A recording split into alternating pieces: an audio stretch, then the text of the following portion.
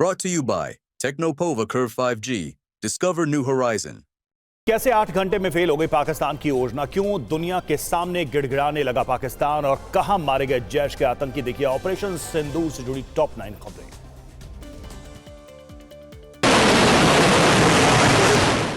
Operation सिंदूर में पाकिस्तान को हुए नुकसान पर बड़ी जानकारी सामने आई है।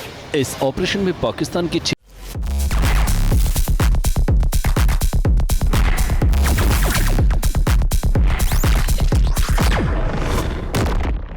फाइटर जेट मार गिराए गए। इसके साथ ही 2 महंगे एयरक्राफ्ट, 10 ड्रोन और एक C-130 ट्रांसपोर्ट एयरक्राफ्ट और कई क्रूज मिसाइल्स को नुकसान पहुंचा है। सूत्रों के मुताबिक S-400 सुदर्शन से 30 किलोमीटर दूर तक पाकिस्तान के हवाई टारगेट को ध्वस्त किया गया। ऑपरेशन सिंदूर के दौरान मुरीदके में लश्कर के हेडक्वार्टर मरकज़े तैयबा पर हमले के बाद का वीडियो सामने आया है, जिसमें लोग मलबे में आतंकियों की तलाश करते नजर आ रहे हैं। वहीं पाकिस्तान के बहावलपुर में मारे गए आतंकियों की कब्र की तस्वीरें भी सामने आई हैं, जिसमें देखा जा सकता है कि 21 आतंकियों को एक जगह कब्रिस्तान में दफनाया गया है। इसमें आतंकी हाफिज सईद के परिवार के सदस्य भी हैं। ये सभी आतंकी ऑपरेशन सिंदूर के दौरान मारे गए थे। पाकिस्तान ने कबूल कर लिया है कि ऑपरेशन सिंदूर के दौरान भारत ने उसे बुरी तरह मारा है। 100 से अधिक ड्रोन और मिसाइलों से हमला किया, जिससे उसके 11 एयरबेस को नुकसान हुआ। रावलपिंडी, गुजरात और लाहौर से लेकर साउथ पंजाब में रहीम यार खान तक 16 ठिकानों पर हमले किए। दरअसल पाकिस्तान ने अलग अलग देशों में डोजियर के साथ प्रतिनिधि मंडल भेजा है, जिसमें भारत के हमले की बात कबूल की गई है। Chief of defence staff general Anil Chauhan ने ऑपरेशन सिंदूर को लेकर बड़ा बयान दिया है। उन्होंने कहा कि पाकिस्तान भारत को 48 घंटों में हराना चाहता था, लेकिन पाकिस्तान की योजना 8 घंटे में ही फेल हो गई और भारतीय सेना ने उसे घुटनों पर ला दिया, जिसके बाद पाकिस्तान ने सीज फायर का प्रस्ताव भेजा। पाकिस्तान के जासूसी रैकेट पर एक्शन जारी है। राजस्थान इंटेलिजेंस ने रोजगार कार्यालय में सहायक प्रशासनिक अधिकारी शकूर खान को जासूसी के आरोप में गिरफ्तार किया है। उस पर ISI को गोपनीय जानकारियां देने का इल्जाम है। इसके अलावा पंजाब के तरनतारन से गगनदीप सिंह नाम के एक जासूस को गिरफ्तार किया गया है। उस पर भारतीय सैन्य मूवमेंट की जानकारी पाकिस्तान भेजने का आरोप है। ऑपरेशन सिंदूर को लेकर विपक्षी दलों ने केंद्र सरकार पर पारदर्शिता की कमी का आरोप लगाया है और संसद का विशेष सत्र बुलाने की मांग तेज कर दी है। इसे लेकर 16 राजनीतिक दलों ने पीएम मोदी को एक चिट्ठी भी लिखी है। समाजवादी पार्टी के सांसद रामगोपाल यादव ने कहा कि सरकार इस मुद्दे पर पूरी जानकारी दे। आतंकी मुल्क पाकिस्तान को पूरी दुनिया में बेनकाब करने का अभियान जारी है। जेडीयू सांसद संजय झा के नेतृत्व में सांसदों का एक डेलीगेशन मलेशिया में है, तो वहीं सुप्रिया सुले के नेतृत्व में एक डेलीगेशन मिस्र पहुंचा है, जहां अरब लीग के महासचिव से प्रतिनिधि मंडल ने मुलाकात की और पाकिस्तान की करतूतों की जानकारी दी।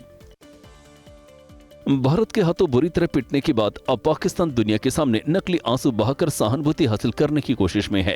पाकिस्तान ने शहबाज शरीफ के एक विशेष सहायक सैयद तारिक फातमी के नेतृत्व में एक प्रतिनिधि मंडल को रूस भेजा है, जिसने रूसी विदेश मंत्री सरगेई लावरोव से मुलाकात की और रूसी राष्ट्रपति व्लादिमीर पुतिन के लिए प्रधानमंत्री शहबाज शरीफ का एक पत्र सौंपा। पाकिस्तान के पंजाब प्रांत में एक और आतंकी का अंत हुआ। पाकिस्तान में सक्रिय आतंकी संगठन जैश-ए-मोहम्मद के कमांडर मौलाना अब्दुल अजीज इसर की संदिग्ध हालत में लाश मिली है। अजीज को उसके भारत विरोध के लिए जाना जाता था। ऑपरेशन सिंदूर में बहावलपुर में जैश का हेडक्वार्टर उड़ाने के बाद भी उसने जमकर भारत के खिलाफ जहर उगला था। कहां मिली अग्निवीरों को सौगात? क्यों हुआ महाराष्ट्र और कर्नाटक के बीच विवाद और कैसे RCB ने दी पंजाब किंग्स को मात? राष्ट्रीय खबरों के लिए देखिए देश टॉप 9। एनडीए सरकार के 11 साल और मोदी 3.0 का 1 साल इसी महीने पूरा होने जा रहा है, जिसको लेकर आज पीएम मोदी की अध्यक्षता में मंत्रिपरिषद की बैठक होगी और इसमें सरकार की उपलब्धियों से लेकर ऑपरेशन सिंदूर तक तमाम मुद्दों पर चर्चा होगी। सूत्रों के मुताबिक सरकार एक विशेष संपर्क अभियान भी शुरू करने की योजना बना रही है, जिसमें केंद्रीय मंत्री, सांसद और बीजेपी कार्यकर्ता घर घर जाकर उपलब्धियों के बारे में बताएंगे। राहुल गांधी आज हरियाणा के दौरे पर रहेंगे और चंडीगढ़ में प्रदेश कांग्रेस के नेताओं के साथ बैठक करेंगे। दरअसल उनके इस दौरे को कांग्रेस संगठन को नए सिरे से खड़ा करने की कोशिश के तौर पर देखा जा रहा है। जानकारी के मुताबिक राहुल गांधी चंडीगढ़ में प्रदेश कांग्रेस की सीनियर लीडरशिप से मिलकर गुटबाजी खत्म करने और संगठन को मजबूत करने का रोड मैप देंगे। केंद्र सरकार जस्टिस यशवंत वर्मा को हटाने के लिए मॉनसून सत्र में महाभियोग प्रस्ताव ला सकती है। संसदीय कार्य मंत्री किरण रिजिजू को सभी दलों में सहमति बनाने की जिम्मेदारी सौंपी गई है।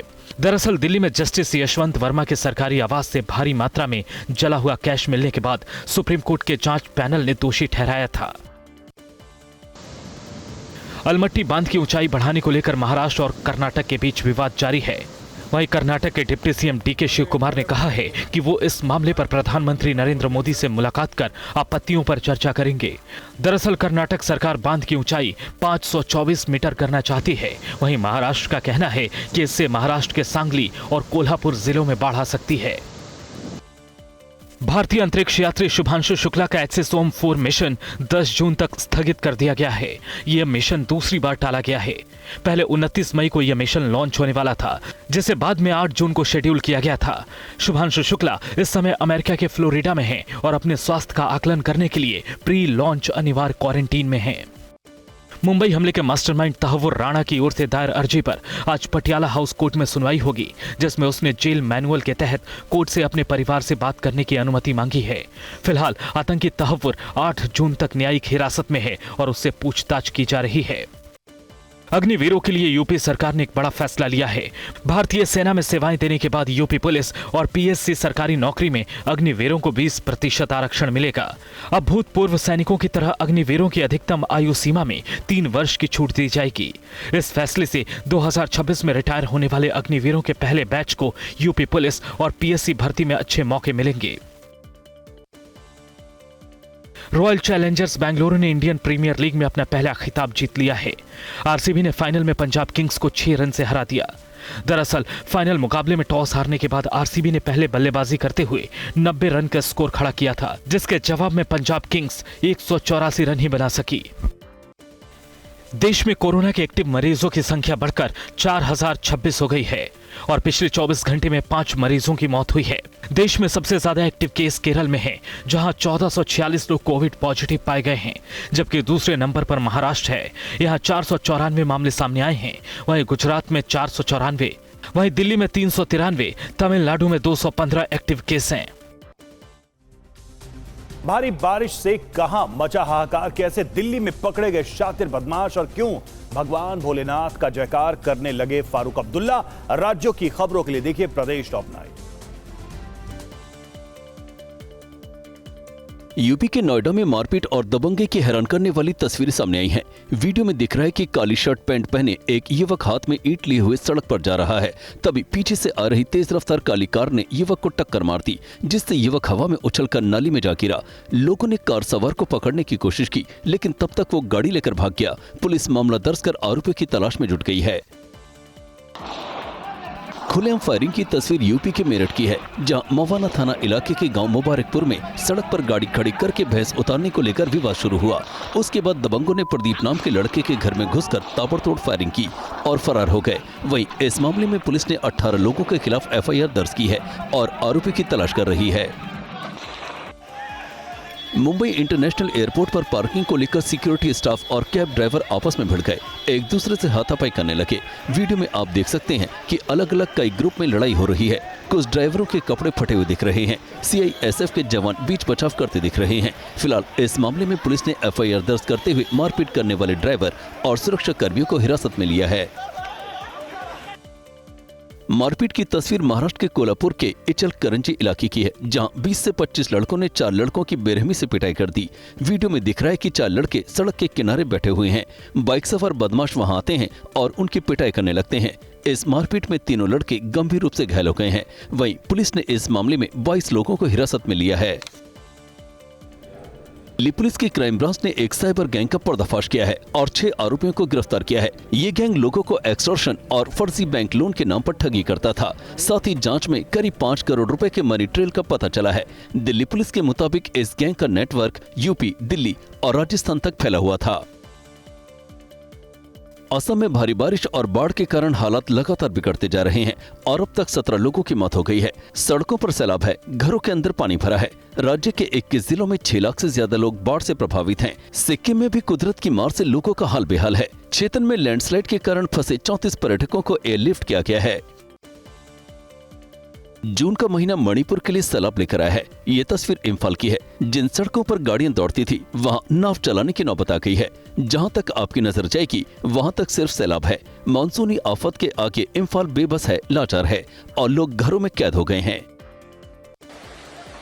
पूर्वोत्तर राज्यों में जहां बाढ़ बारिश ने परेशानी बढ़ा रखी है, तो उत्तर भारत के कई हिस्सों में समय से पहले आए मानसून का असर दिखने लगा है। इस बीच मौसम विभाग ने आज दिल्ली एनसीआर में आंधी तूफान और बारिश की संभावना जताई है, जिससे लोगों को भीषण गर्मी से राहत मिल सकती है। Brought to you by Technopova Curve 5G. Discover new horizon.